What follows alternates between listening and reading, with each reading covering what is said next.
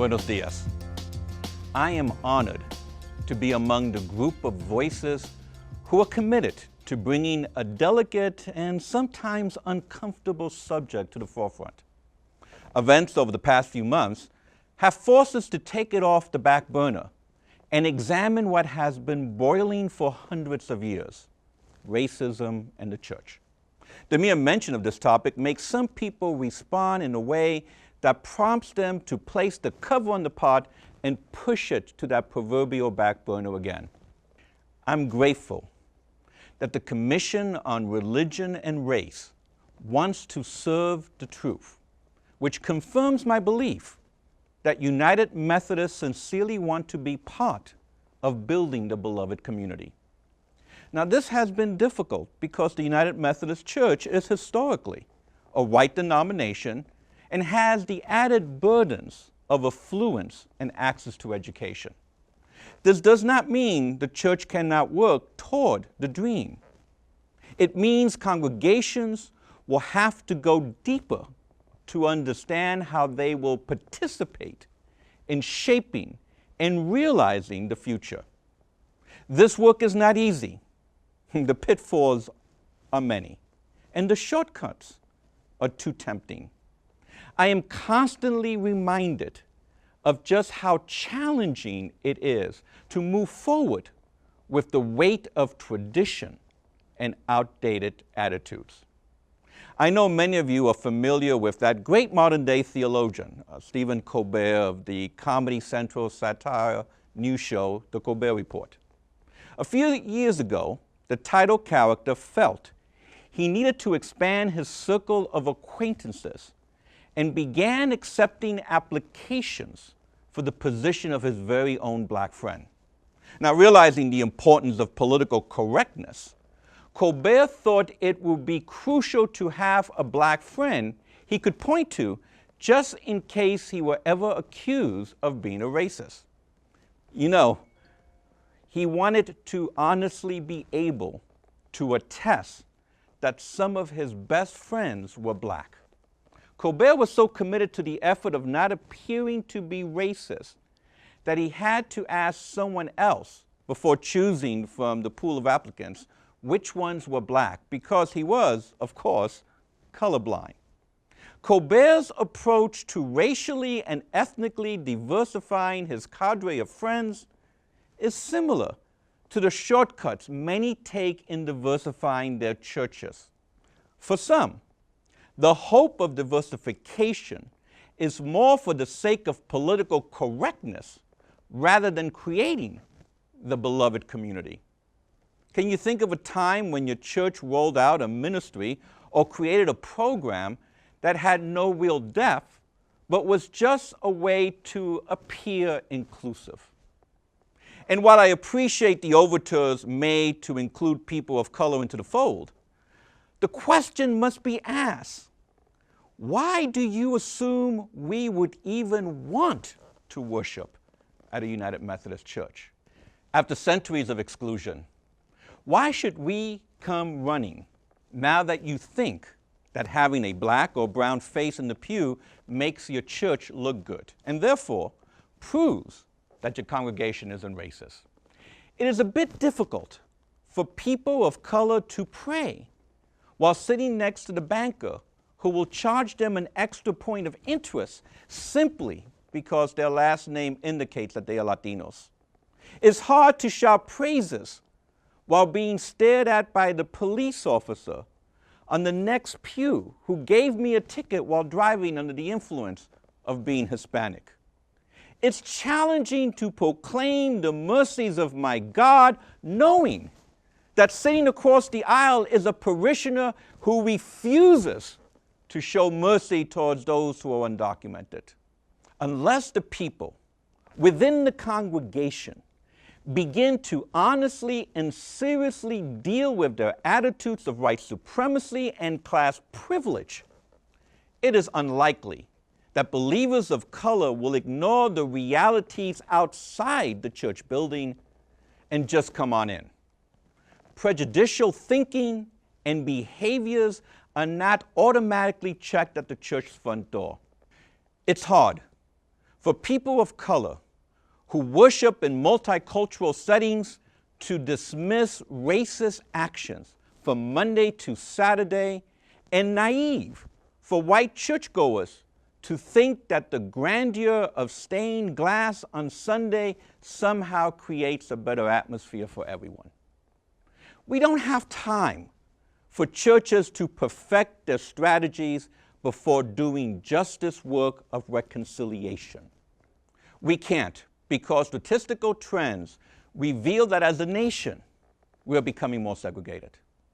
For the past half millennium, racial and ethnic forms of economic oppression have been normalized and legitimized in the eyes of the overwhelmingly majority of Euro-Americans, an entrenched understanding that found religious justification. Due to the civil rights movement of the 1960s and other anti-racist, anti-colonial, and democratizing movements throughout the world, the way whites construct reality has radically changed and been challenged. Nonetheless, repackaging white supremacy that secured structural inequalities and injustices under the concept of colorblindness preserved the historical racial hegemony.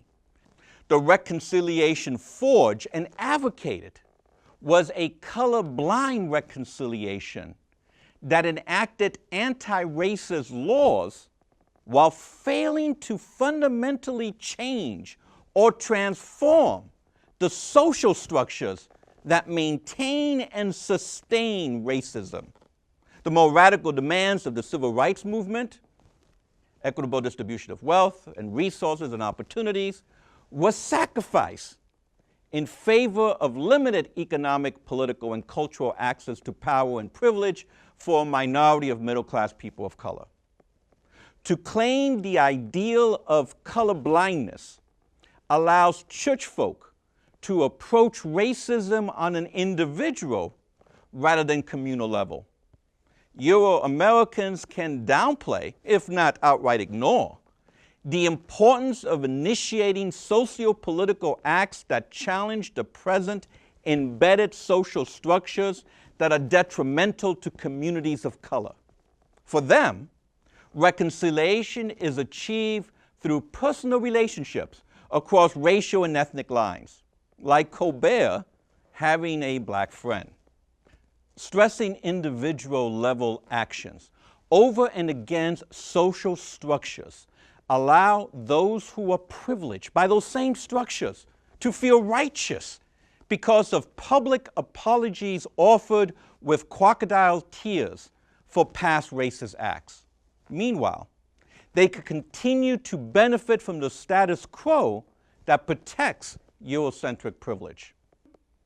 We are thus faced with the question, what is the best advice that can be given to whites living in a so-called post-racial society, wishing to diversify their institutions?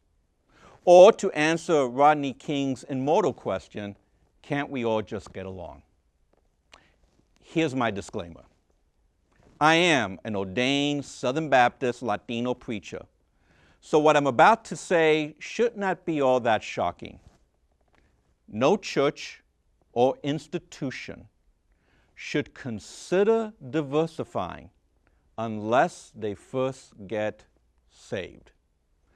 More specifically, they must nail their white supremacy and class privilege onto the cross so that they can become a new creature.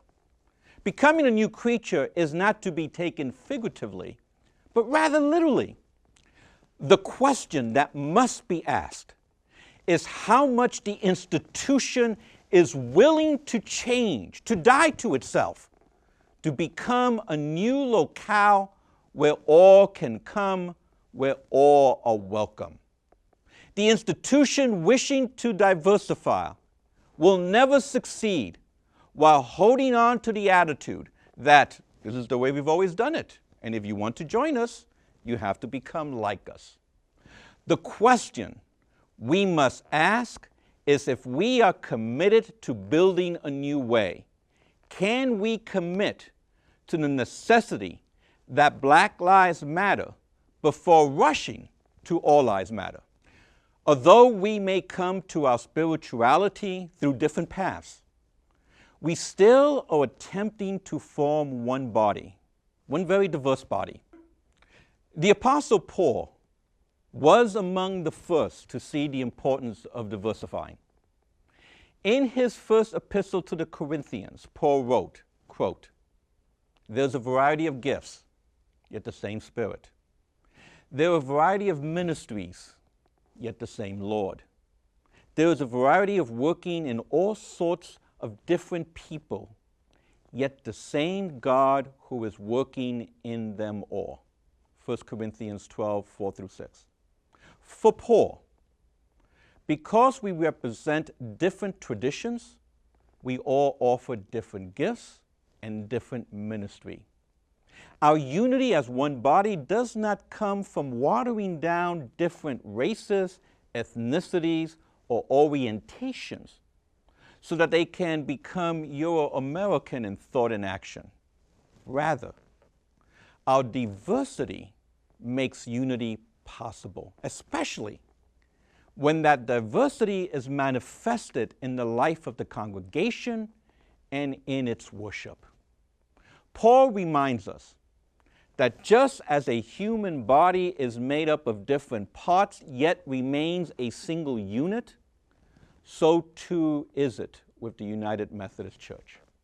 Therefore, it would be ridiculous for the foot to insist that the eye also be a foot. Likewise, it is ridiculous for Euro-Americans to insist that Latinas and Latinos must sing 300-year-old German hymns if they want to properly praise the Creator of all. Likewise, it is absurd that the African American must follow a Eurocentric liturgy in order to become more spiritual. If all parts conform to the will of one of its parts, how then could it be a body?